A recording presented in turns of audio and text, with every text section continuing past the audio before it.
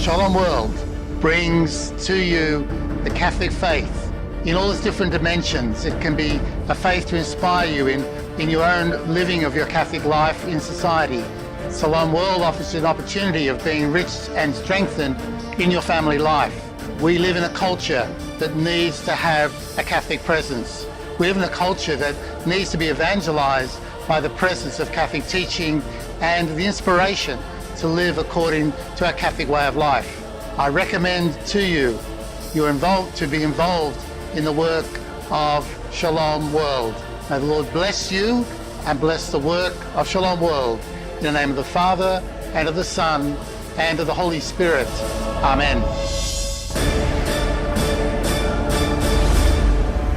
Shalom World, God's own channel.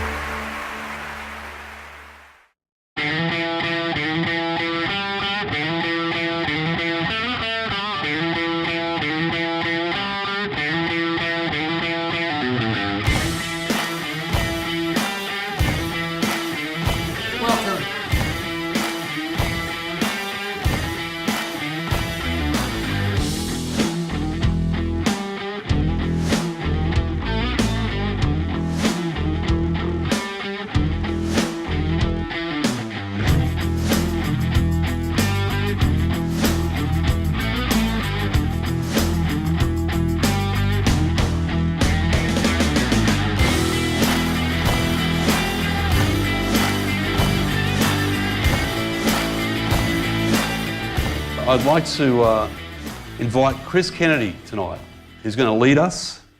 Welcome, Chris Kennedy.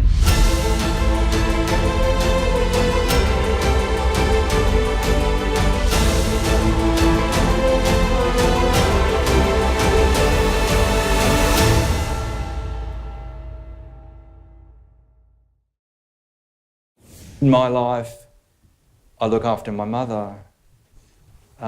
And very recently we had to move her to another facility, and I was in Spain, so some of the other members of my family did that.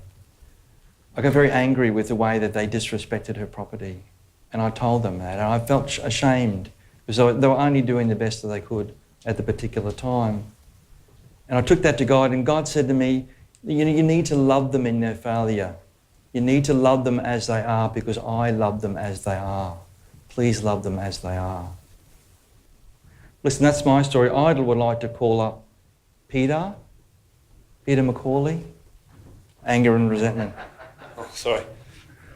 Thanks, Pete. How are you? Good, mate. G'day, guys. My name's Pete. Some people call me Big Pete. I don't know why. I haven't figured it out yet. Now, I guess moving on to this topic of anger and frustration, and sometimes, and my day job, by the way, is I find myself in front of students 24/7, speaking about the mind and about their mindsets and about how they can build a resilience and grit in their life and keep themselves well. And I guess the crazy thing about being up here tonight is when I'm in front of the students, there's no nerves at all. But I guess when you're sharing in front of a bunch of brothers about your own struggles, it brings a nervousness that goes, wow, you know what? Hopefully, I'm not the only one that gets angry and frustrated. Today I was trying to find myself from Nunda to Paddington, and I was on the tunnel that comes out and over to the airport, and I was thinking about this thing I was going to talk about tonight, and I was like, God, why do I get angry? How do I get angry? Like, what makes me angry? And I missed my turn. And I kept going, and I was like, God, why do I get so angry? And I missed the second turn. And you wouldn't believe it, I missed my turn 3 times, and by the end of it I was like, I know what you're doing. Why? Why should I do it? And I guess I sit in that moment and sort of laugh it off and go, well, you know what, sometimes God teaches us in funny ways. And I felt like God was revealing to me that, you know what, sometimes anger is an outward sign of an inward sadness. And I thought to myself, well, you know what are the sad things in my life? Because someone explains to me that angry people are actually really optimistic because there's the ideal and they get angry when it isn't met. Like, why is there traffic? There shouldn't be traffic. You should just be able to drive home. and I get really angry because that is the really good thing and it's not happening. So I was explained that angriness is actually someone being really optimistic that the ideal isn't happening. And so I like to think I'm optimistic. Now, growing up, I definitely had my own fair share of pain like you have all had, and we find ourselves being sad, and a lot of the time it rears its ugly head in this idea of anger, whether that be a physical anger or an inward anger where you just don't talk to people, you withdraw.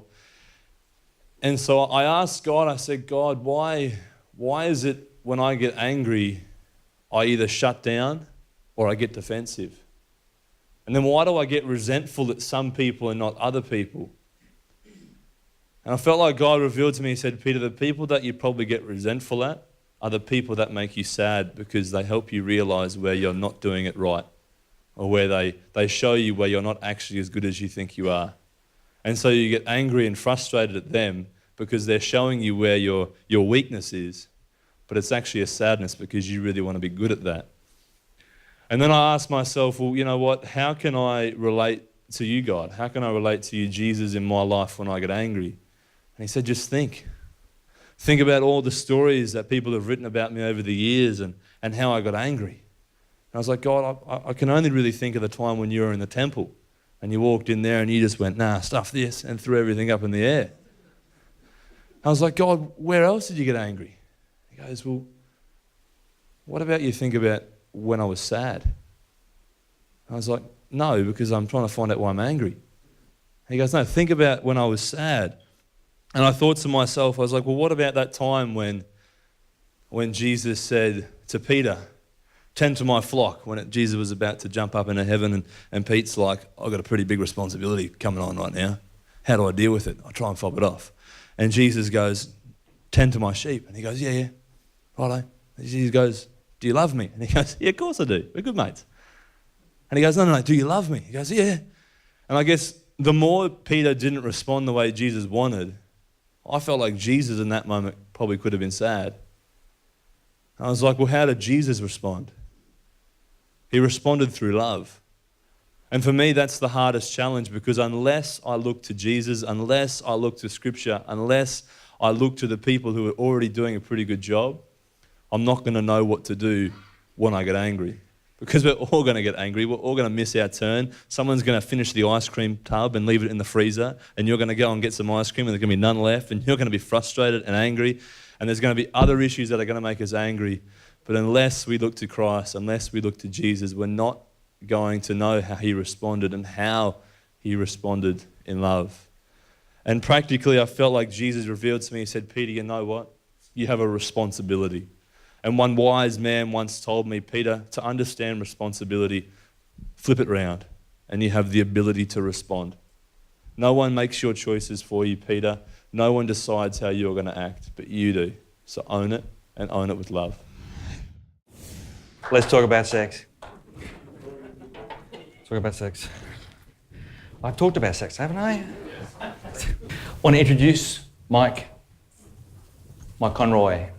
He's going to talk about, he's a brave man. I'll talk about his vulnerability. Thank you, Mike. Hey guys. Chris has already sort of led into what I'm going to talk about. I think I started studying the same degree as you as a teenager. I've got a little bit more hair than you, but you're perhaps a little more successful. I guess in my teenage years and into my early 20s, everyone did it, didn't they? You know, as guys, we talk and we know what goes on. And I kind of thought masturbation would be something that you'd grow out of. You know, I thought when I got married that would be the end of that sort of need in my life. It would be met other ways and it would disappear. And so maybe by the time I was 30 or 35 or 40, maybe even older, masturbation would be a thing of the past, something that I didn't need to do anymore. Well, I have to tell you, here I am standing in front of you. I turned 60 in November last year, and guess what? It's still an issue, not a necessarily a weekly or even a monthly event, but it still happens. There's times when the temptation just becomes too strong. I guess I'm quite fortunate in that pornography is not a particular struggle for me. I'm not saying I've never gone there, but very few occasions, thankfully. It's not a temptation that I struggle with. I struggle when I'm home alone. That's my vulnerable time. And just lately, my children have all grown up, left home, got married. My wife works. And late last year, I chucked my job in and started working for myself, working from home office. So I knew ahead of time that was going to represent a challenge for me, and it did. And fair to say that I fell a few times in the early couple of months. But like I've done so many times before, when it gets you, the feeling of guilt and shame, and I know most of you guys in this room will know exactly what that is. Part of it, and I believe it happens to guys who aren't Christians, right? I don't know, but part of the guilt and the shame is that I have let not only myself down, I've let God down. In a way, I've been unfaithful to my wife. But I guess the biggest thing is the thing. I've damaged my relationship with God first and foremost. And so I find solace, if you like. Something drives me deep within. I've got to go and find a priest real soon and just put that matter to bed. So the sacrament of confession, reconciliation, I agree with you. It's such a wonderful thing. It's not the be-all and the end-all, the answer, because the temptation will crop up again. But I kind of look at it this way. When you're in a state of sin and you haven't confessed the sin, it's easy to do it again because you're already feeling, hey, I've blown it, so what more harm can I do? When I've been to reconciliation, it's kind of like taking that long hot bath. When you get out, you feel pretty clean, and it gives you that reason to step out again and try. Some of you guys I know have probably encountered the Valiant Man program. I have also, and it gives some good strategies to combat sexual temptation in all sorts of ways. And it talks about when you fall, it's like running a race or cycling a race. When you fall, you don't have to go back to the start. You hop back up on your bike and you carry on from where you've gone. It's a great thing. There's the devil, who likes to sow these lies, will tell you that no, you've got to go back to the start. You don't. You get back on your bike and you pedal. So thank goodness for the sacrament of reconciliation. Thank goodness I can have that conversation with God, and I can do that in person, because the person that I'm speaking to, the priest, is standing in the person of God. So you're talking directly to God and he's able to talk back to you. So that's my story. I would now like to call on Torian to talk about relationships. Thank you, Torian. Thanks, Chris. So the year is 2011.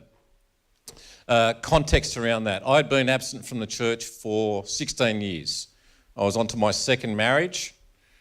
I got married while I was absent from the church.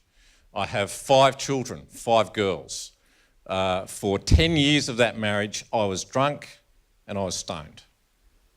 Not because I had 5 children, but sometimes I think I made up that excuse. 5 girls, 5 beautiful girls. By this time, my relationship with my wife was held together by our children. And it was the only reason why we were still together. Absent emotionally, on every other level except physically. So I had to do something. So that was the time. So I stopped drinking. I stopped my addictions. Well, yeah, almost all my addictions. And, we talk about work and we talk about sex and we talk about a whole bunch of other addictions, not just substance as well. So I stopped. And my relationship with my wife didn't end up quite like I wanted to. Here I was in conversation with her saying, look at me, look at what I've done, aren't I fabulous? But what I didn't realise was the effects that 10 years had had on our relationship. And to be perfectly honest, my wife didn't realise the effects that had on our relationship. So for the next 2 years, we were in a state of tension. There was anger, there was a suppressed resentment. There was a whole bunch of things happening. So we'd have these conversations and we'd just butt heads. By this stage, so 6 years ago, I came back to the church. My wife, non-Catholic, non-Christian, a family of Catholic haters. The first thing that she says to me, she said, Torian, I thought you were smarter than that. That's what I'm coming back to the church. So, and I come back through menALIVE just subsequently, so if anyone wants to know that. And I'm hearing all this great stuff from men and God's love. So I take myself out of a tense situation and I walk outside. Anyone been to Canberra in winter? Minus 9.7 2 weeks ago. And I stand outside and I start the conversation with God saying, poor me, look what I've done, help. Don't know what to do. And the conversation with God always ended up with me, and I'm talking a lot now, but the conversations with God for me are quite short. And I just end up going, what do you want me to do? Help me out. And that's when the miracles happened. And God would say to me, get back in there. Be patient. Just love her. So I'd go back in, not knowing what to say, but I'd have a different attitude. And I'd say, let's try again. I want to hear you. I want to understand. And my wife would look at me like, who are you? What happened to the man who just walked out the door? And I had to do that over and over and over and over again to prove to her that I was in it. I was in it for her, that she was important, that I was going to fight hard and I was going to make amends. Here we are 6 years later. My wife and I can read the gospel together. We can do a soap together. She can ask me most mornings, what did you hear from God today? Now, the thing that I realised was that my relationship with God was quintessential to the success of the relationship of my wife. And unless I maintain that relationship with God in my relationship with my wife, there's a very good chance that it's going to revert to being less fulfilling, less passionate, less intimate, less meaningful. My relationship with God is now important with all my key relationships, with my brothers, with my children, with my wife. It's an essential part of any relationship for me. Thank you. I'd like to introduce Roman and give us his story. Thank you, Roman.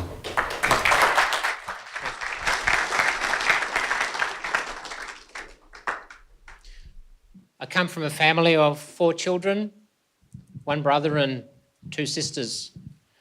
My father was an alcoholic. He also had a short temper. When he got angry with us, he sometimes got violent. My siblings responded by leaving home as soon as they could, living as far away from Dad as possible. Blue Mountains, brother in Darwin, my sister in South America. I was the only one who stayed close to my parents. In fact, we lived next door to them for many, many years. When my father died, my wife and I developed a strong bond with Mum. We visited her often, we went shopping together, we took her to Mass, we played cards, had a lovely relationship with my mum. My 2 sisters were extremely jealous of this beautiful relationship we had with Mum because they'd never experienced that themselves. When Mum turned 85, she decided to sell her house and move into aged care home. And that's when I started copping the flack. Why are you forcing Mum to go into a nursing home? You should be responsible for her. You should be looking after her. Why are you selling her house to put her into a cupboard? And the worst one was, you're just selling her house to pocket the money yourself. And that really, really wounded me to the core. You know, I've been in business for 30 years. Nobody had ever insinuated that I was anything but perfectly honest. No one had ever insinuated that I was in the least bit dishonest or done anything unethical even. I don't even cheat on my tax return. Can you believe it? And here's my brother and sisters saying that I was stealing from my mother. Before my mum, she did sell her house. Before she moved out, she wanted to gather all her grandchildren around her and give each one of them some little memento from her possessions. And my sister said, no, you're not allowed to do that. They've all got to stay intact and we'll distribute them after you're dead. I said, get out of it, you know. These are Mum's possessions. She can do whatever she wants with them. She can give them all to Vinnie's if she wants. And we had this huge row with my sister. And my mum did give me Dad's war medals, and she gave my daughter some little trinket, and she gave my wife some little vase that she liked. And then the hate mail started. You've stolen Mum's possessions. You've stolen our inheritance. Your family are a brood of rats. Your family are scavengers. Your daughters are vultures. And I saw red. I lost it. I got so angry, I could understand my dad's anger suddenly. And I felt like going over there and beating the crap out of my brother. No one is going to call my family scavengers and rats. And my mum was looking at me and she says, Roman, you've got to forgive them. You've got to forgive them. And I'm like, I can't forgive them. They're not repentant. They're not sorry. And they've really hurt my family. And I was at a menALIVE weekend. And we're praying the Lord's Prayer. Forgive us our trespasses as we forgive those that trespass against us. And it suddenly hit me that unless I could forgive my siblings this deep hurt, God couldn't forgive me. And I sat there in the chapel. I went to the chapel and I spent a long time there looking at Jesus, talking to Jesus. And I said, Jesus, how could you do it? I begged him for the grace to forgive. And he said, Roman, look at me. And he was naked. Not even a loincloth. No fig leaf to cover his nakedness. Iron spikes in his hands, iron spikes in his feet, his flesh torn from the whiplashes and blood pouring down his face. And he said, Roman, I forgave them for doing this to me. I want you to forgive your brothers and sisters. And I begged him for the grace to do that because I didn't want to let go of that hurt. I didn't want to let go of the hurt, but I knew that unless I did, I would destroy my manhood. And I went home and I gathered all those letters that my sisters had written, brothers, and I scrunched them up and I burnt them like we do at the fire ceremony.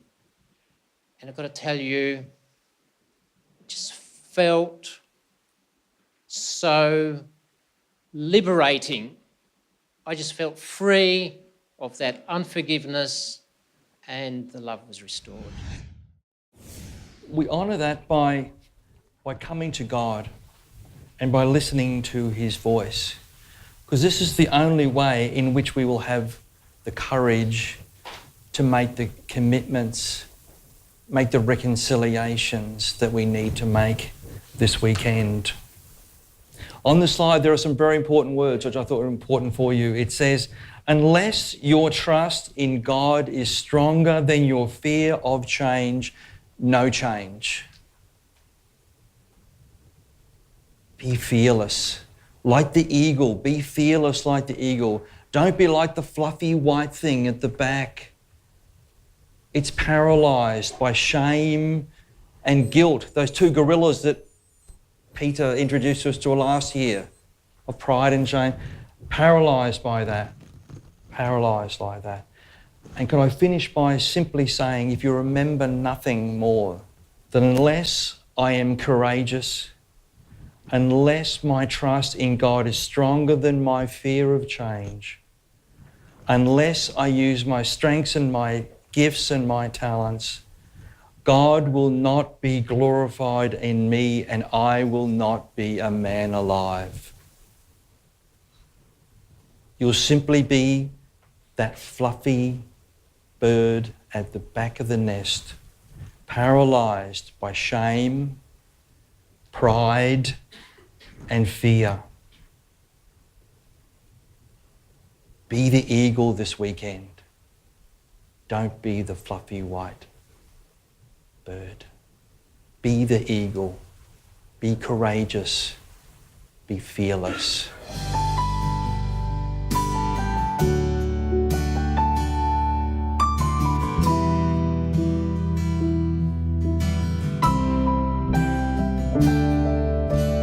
Brothers of the Son of Man, answer this question. Are you doing everything you can to be a better man? You a man alive.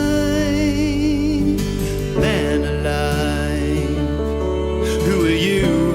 Are you a man alive? Are you a man alive? Man alive. Who are you? Are you a man alive? Who are you? Are you leaving your love as a legacy? Who are you? To your family, are you a mystery? Who are you? And who do you wanna be? Don't go sitting on the fence with your destiny. Follow the Father who is the King of Kings. Are you a man alive? Man alive. Who are you? Are you a man alive? Are you a man alive? Man alive. Who are you? Are you a man alive? Man alive, or just a dead man walking? Man alive, are you walking the talking? Brothers, and did you know Jesus was a man just like you and me? He is the best example of how a man should be.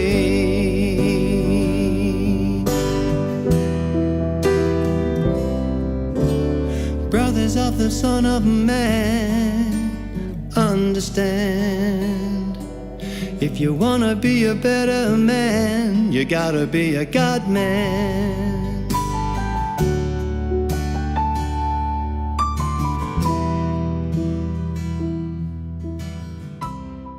Glory to Jesus Christ. Hello, I'm Father Thomas Loya. When our hearts are filled with the love of God and we see everything through that love, even tragedy and sorrow can be turned to gift, and only through God's love. Please help us to spread that message of love. Support Shalom World TV. No gift is too small, no gift is too large.